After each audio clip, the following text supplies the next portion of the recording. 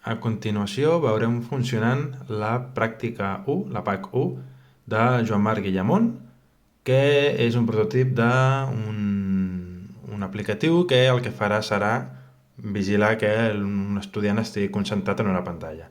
Aquest és el nostre sistema. Es composa per un LED aquí, el buzzer, un botó, resistències en el LED i en el botó, la placa de connectivitat que té aquí 5 volts i aquí té terra, i cada un dels components que hem dit abans, doncs, que se'n van els diferents pins de la placa. El pin número 13, el pin número 7 i el pin A1. Llavors, perquè això funcioni, tenim un codi aquí que l'enviarem a la nostra placa. Fem aquí l'upload. Ha carregat correctament i ara aquí executarem el nostre codi processing que parla amb aquesta placa.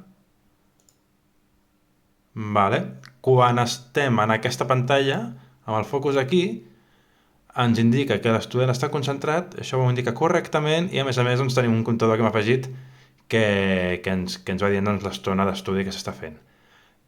Si per exemple piquem a fora la pantalla, veurem que ens detectarà que l'estudiant està distret, se'ns il·luminarà el LED vermell i a més l'altaveu doncs, pitarà. Per deixar que piti doncs, simplement hem de tornar a la pantalla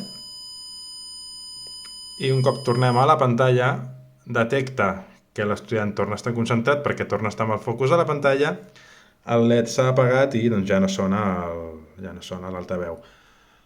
Hi ha un element més en aquest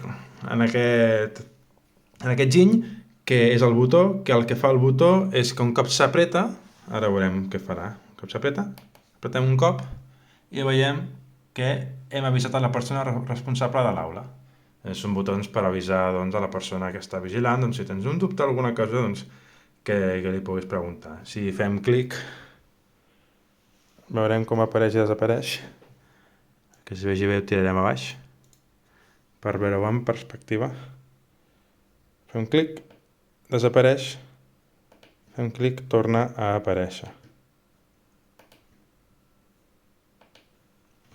I això és el funcionament de l'aplicació.